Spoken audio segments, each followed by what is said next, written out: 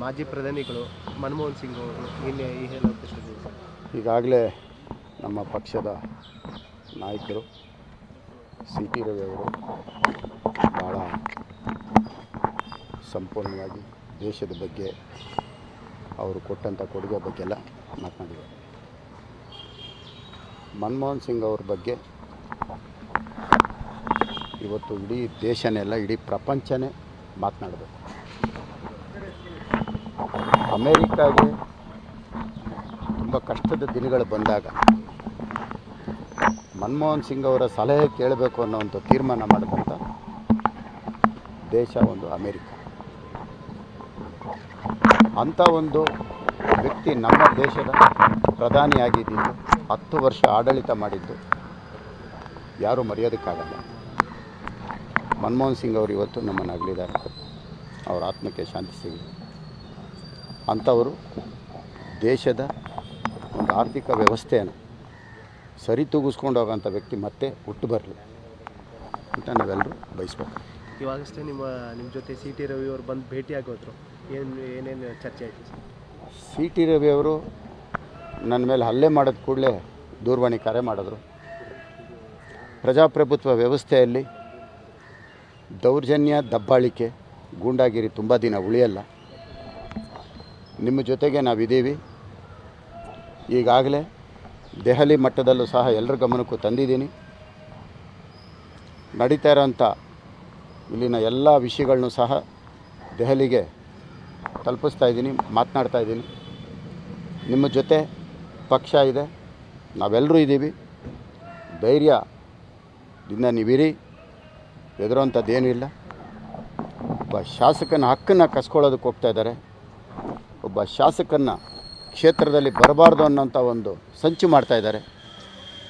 ಬಹುಶಃ ಇಡೀ ಭಾರತದಲ್ಲಿ ಒಬ್ಬ ಶಾಸಕನ ಕ್ಷೇತ್ರದಲ್ಲಿ ಬರಬಾರ್ದು ಅಂತ ಮಾಡ್ತಾ ಇರೋದು ಇದೆ ಮೊದಲನೇದು.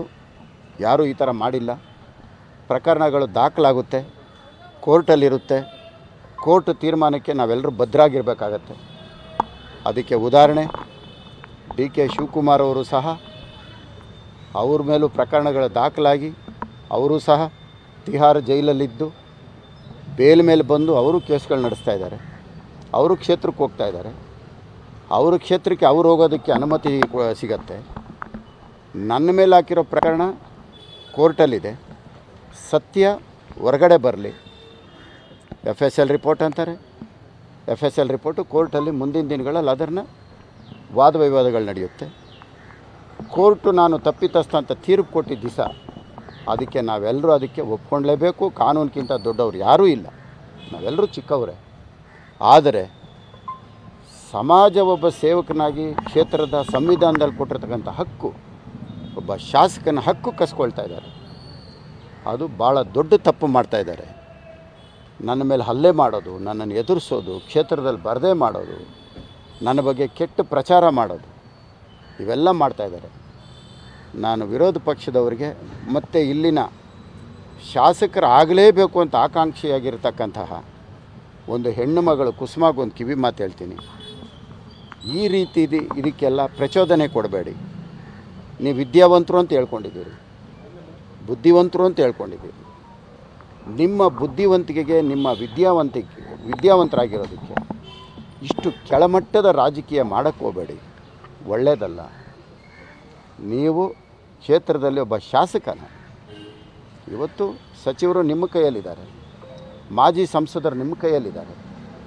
ನಮ್ಮ ಕ್ಷೇತ್ರಕ್ಕೆ ನೀವು ಸಹಾಯ ಮಾಡೋಕ್ಕೆ ಅನುದಾನ ಕೊಡಿಸ್ಕೊಡಿ, ಕೆಲಸ ಮಾಡೋದಕ್ಕೆ ಸಹಾಯ ಮಾಡಿ. ನೀವು ಇಂಥ ಕೆಲಸ ನಾನು ಮಾಡ್ತೀನಿ ಅಂತ ಜನರ ಮುಂದೆ ತೊಗೊಂಬನ್ನಿ. ಇವತ್ತು ಸಂಸದರು, ಮಾಜಿ ಸಂಸದರು ಡಿ ಕೆ ಸುರೇಶ್ ಅವರು ನೀವೇನು ಹೇಳಿದ್ರು ಕೇಳ್ತಾರೆ. ಡಿ ಕೆ ಶಿವಕುಮಾರ್ ಅವರು ನೀವೇನು ಹೇಳಿದ್ರು ಕೇಳ್ತಾರೆ. ಯಾಕಂದರೆ ನೀವು ವರ್ಗಾವಣೆ ಪತ್ರಗಳನ್ನೆಲ್ಲ ಕೊಡ್ತೀರಿ ಅಂದರೆ ನಿಮ್ಮ ಮಾತು ಕೇಳ್ತಾ ಇದ್ದಾರೆ. ನಮ್ಮ ಕ್ಷೇತ್ರಕ್ಕೆ ನಿಂತಿರೋ ಕೆಲಸಗಳನ್ನ ಮಾಡಿಸ್ಕೊಡಿ. ಮುಂದಕ್ಕೆ ಸಮಾಜಕ್ಕೆ ನಮ್ಮ ಕ್ಷೇತ್ರಕ್ಕೆ ಒಳ್ಳೇದೇನಾಗಬೇಕು ಅದನ್ನು ಮಾಡಿಸ್ಕೊಡಿ. ಅದು ಬಿಟ್ಟು ಮುನಿರತ್ನನ ಮೇಲೆ ಹಲ್ಲೆ ಮಾಡಿರಿ, ಮುನಿರತ್ನನ ವಿರುದ್ಧ ಪೋಸ್ಟರ್ ಅಂಟಿಸ್ರಿ, ಮುನಿರತ್ನನಿಗೆ ಚಪ್ಪಲಿ ಹಾರ ಹಾಕಿ, ಮುನಿರತ್ನನಿಗೆ ಮಸಿ ಬಳಿರಿ, ಇದೆಲ್ಲ ಮಾಡೋಕ್ಕೆ ಹೋಗಬೇಡಿ. ನಿಮ್ಮ ವಿದ್ಯಾವಂತರಾಗಿ ಇದು ನಿಮಗೆ ಶೋಭೆ ತರಲ್ಲ. ಇದನ್ನು ನೀವು ಸರಿಪಡಿಸ್ಕೊಳ್ಳಿ. ನ್ಯೂಸ್ ಫಸ್ಟ್ ನಿರ್ಭೀತಿಯಿಂದ ನಿಮ್ಮ ಪರವಾಗಿ.